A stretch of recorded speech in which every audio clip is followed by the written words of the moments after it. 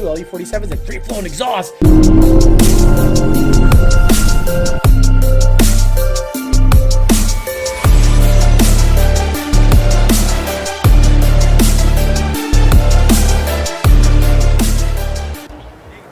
Hey guys, it's Alex. Today what we're going to do is we're going to go ahead and install a Pmas cold air intake on the 13 GT. I know you're seeing the notchback right now, but I just needed basically a table. So what I'm going to do is I'm going to take this cold air intake kit apart and make sure everything is there, everything looks good, because I'm not going to install it right away. What I'm going to do is I'm going to go out there and test the 13 GT with grip in a 1/4 mile hit to see what it runs. The last time I took it out, it ended up running 12.8 at about 108 if I'm not mistaken. And then what I'm gonna do, because now it has grip, so I think it'll actually go a little quicker. It'll probably go 1272-ish, that's my guess, 1272 with a set of ET Street SS's. I'll show you those in a little bit. But after that, I'm gonna make sure that I install the Pmas cold air intake, and I'll give you a back-to-back comparison, because that's typically what people do, right? They get a tune, car runs good for a month or two, and then you're like, oh, I need to do something to the car. And then the cold air seems to be the next evolutionary step in your, I guess, modification progress of your vehicle. But what I did is I ended up getting grip and making sure I have the most grip possible. And I got a set of ET Street SS's. I'll show you that, but not before I make sure everything's in the kit. And we'll get out there and start testing. Okay, so here they are. These are a set of 285, 35, 19 ET Street SS's. Now, a lot of you are going to say, well, why did you go with an SS? Why didn't you go with a Nitto G2? Why didn't you go with anything else? Why didn't you go with a Pilot Sport Cup, blah, blah, blah? Why didn't you go with a Michelin? Guys, I'm not out there to fuck around. No offense. I'm not out there to waste anyone's time. The last thing I want to do is waste time. I have had this tire before. I've tested this tire before. It's the same compound as an ET Street R. So the last thing I'm gonna do is skimp on it. They're not cheap. They're probably 420 bucks each because they're 19s. Obviously a 15 inch or a 17 inch would be cheaper, but I wanna keep it on the stock wheels. I wanna be as stock as possible, but be grippy. Now, I'm not looking to do wheelies on this thing. So the last thing I really need is a very, crazy setup on the back, because I want to do as much testing as possible with the vehicle as stock as possible. So 285, 35, 19, a little bulgy, not a fan, but again, I'm not looking to make it super perfect. I didn't want to widen the wheels or anything. That's just silly in my opinion. So this will work for now. Go out there, make a hit, and we'll see if I can gain on the 60-foot, gain in the 1/8, gain in the 1/4, the way it sits, then install the Pmas cold air intake. Do the same test to see if the cold air intake actually gives me some gains. That'll be the end of the video. Yes, it's still dirty. I know, please stop. Okay, so the sound tube is gonna get eliminated. So when I do the install, this is just gonna go, excuse me, flopping around. So I'm not really gonna stress the sound tube situation. If anything, I'll just take it off over there and cap it. So this is not gonna get used, but this is, and that is, because those are the 2 ports that are on there, and then it's pretty straightforward. So 2 ports, MAP sensor good, and then use this bracket to move this over because the elbow is gonna be here. So I'll do that, get that taken care of right off the rip, and then when I'm on the street, I can do the swap over real easy.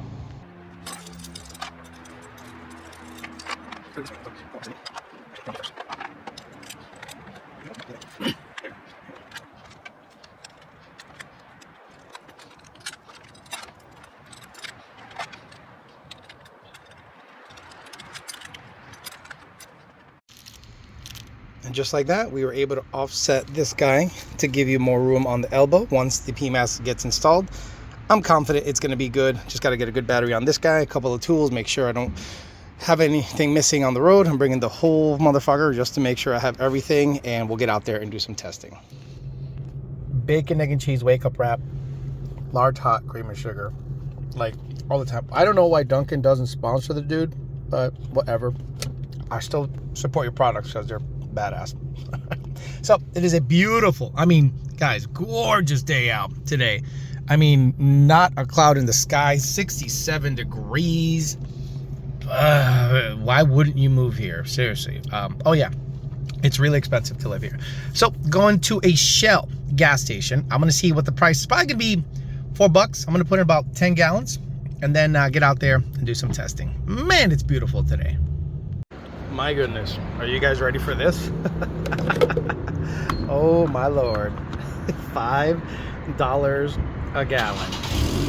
$4.99. I'm sorry, $4.99. Let's do 50. Let's do 50 gallons. I'm sorry, let's do $50 for just 10 gallons. Holy shit. I get it though. It's right off of 95. So I don't get it. But oh, okay. Jesus Christ, Alex. All right, let's get out of here. 10 gallons. That's enough damage for today. So the track is not that far from here, Palm Beach International Raceway, and within the span of a year or two, they're already starting to build good-sized warehouses that are going to go in there. So understand, tracks are closing because they just keep expanding out west some. The reason I'm driving out west is because Mexico is west, way west from Palm Beach.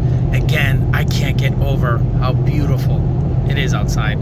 I mean, 68 inlet air temps of 70. Shit, come on. Okay, it's coming to a stop, 1500, and we'll see if this thing runs better than a 12.8.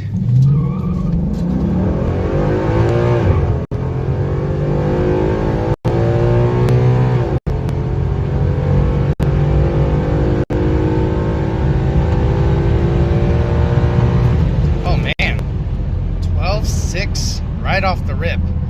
Colder air, better grip. Awesome.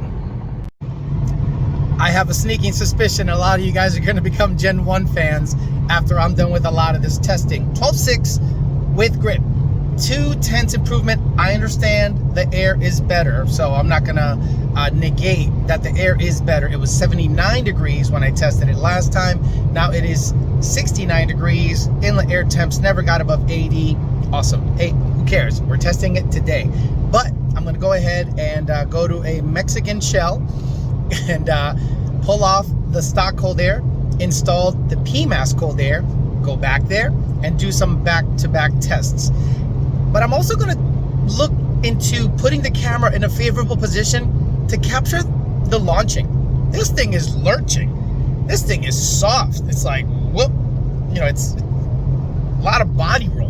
So I'm going to try to capture that on camera and to see if it's worth potentially upgrading the suspension sooner than later. At least a dampening control, because it is like losing time just doing this stuff. Anyway, let's get the Pmas installed. One thing I forgot to do was to data log it, but what I'm going to do is, since I'm rolling back on the same street literally 2 minutes later, all I'm going to do is like a 2.3 or a 3.4, and we'll see what the difference is in terms of MAF pounds a minute. Yes, no hands, Mom, no hands. 7,500 RPM, knee shifting, awesome. No hands, Mom, because camera, data logger, stop the log. Okay, so now I have a data log of MAF pounds a minute with the stock cold air and on the same road. So let's see if with the Pmas it quote unquote flows more air. Okay, pulled off here at a Shell. Gonna go ahead and get started on removing the cold air. Again, this guy's gonna get discarded, so get all this off. I gotta see how the shield goes. The shield's kind of funky, but everything else seems to work. The bracket, the offset bracket seems to be nice and tight, so I'm gonna go ahead and start taking this guy off. Next thing you'll see is the Pmas installed, tune changed, and we'll get back out there and do some more testing. Man, this is filthy. There you have it, kids. Pmas installed on a, at a Shell parking lot, because I've done it before, so it's not that difficult. So again, it was very crucial to offset this tank, because if you don't offset this tank, it'll hit right here. So they thought of that. You also have to change this fitting depending on the year vehicle you got. I'm sorry, the bottom fitting I had to change because they provide a smaller fitting for looks like to be the brake booster. Yeah, looks like. Now this just flops around. This is something you can just discard. This is a sound tube. Again, Ford thought it'd be cool to pump sound into the cabin, whatever. So probably just gonna hang out here for now. Just get out of the way. I hope you guys can appreciate how much work it goes into getting all this done. So Pmas, 7,500 shift, 3 minutes. Let's go. So once it's tuned, I'm looking for it to be within 5%. There's also keto. Yeah. Oh my God, shut the fuck up. So as long as it's within 5% plus minus, right out, brother. And this is why I recommend Pmas cold air intakes, because their data is so repeatable that we could take a production MAV curve and put it in the car, and if it's more than 9 to 10% off, we know there's a leak somewhere. It's not a part issue. It is a hardware issue, meaning you have some kind of leak somewhere. But for now, put this down gently, don't move. Check out this big ass bird over there, and wait for this sucker to flash. Okay, after driving for a little, after checking the couplers, they were a little bit loose. So the long-term field trim versus short-term field trim, if you do the math, it's about 5%. So I'm happy. It's within 5%. I haven't touched the tune at all. So gonna go out there and make a hit. Now, you're gonna notice a couple of things. The car is gonna be louder, okay? It's definitely gonna be on the louder side. So what I'm gonna do, actually, I'm gonna do a test so I can compare the two data logs to see if the mass airflow or the MAF is flowing higher. So let me just floor it, and you'll hear the car actually be, you can hear it sucking in air.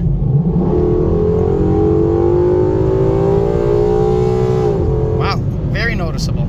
Okay, that's the back-to-back test. I'll look at the last two logs to see what they're flowing air-wise, but let's get to our spot and see if it goes any quicker than a 12.6. Let's see if it does an improvement. The converter did something weird there. It like flashed twice.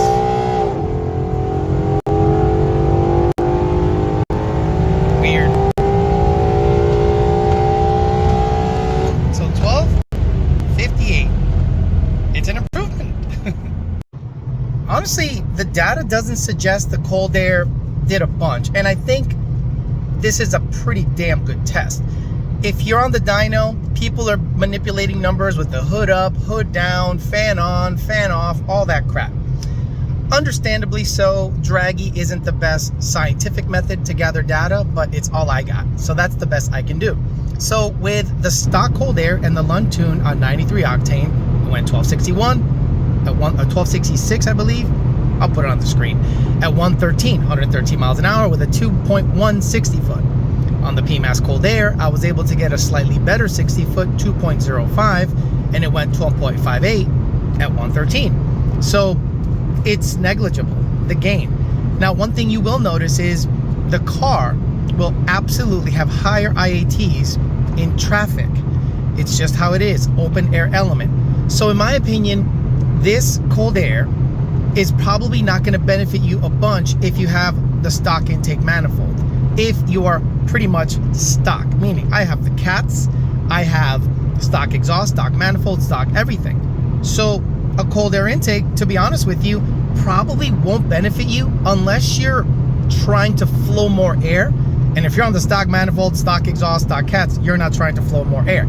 So it'll be beneficial if I do go ahead and install an 18 manifold or a Boss manifold or free flowing exhaust to get air out, and then I will think the cold air will complement it. But in stock form, literally negligible. So what I'm gonna do for our final test is stay stationary for a while and let the intake air temps get high, and then test a quarter mile time. This is what would happen in the staging lanes. If you're at a track and you're creeping up, and then you make a hit and your IATs are like 130. We'll see if the data is affected at all by doing that, and then we'll end the test. So I'm coming to a stop, and check this out. Look, I stopped the car, right? Look at the intake air temps the moment you stop. Right, because it's now sucking in engine bay air. I'm gonna sit here for about 5 minutes, and we'll see what they get up to and make a hit. Okay, inlet air temps are 118. We'll see what happens.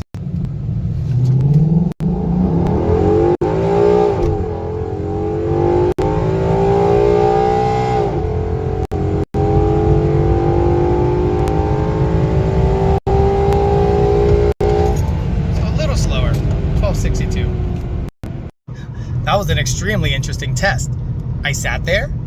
I thought 100% that it would be like a 1270 because it has 115 IATs, which is 45 degrees hotter than 70 on the initial test where it went 1258.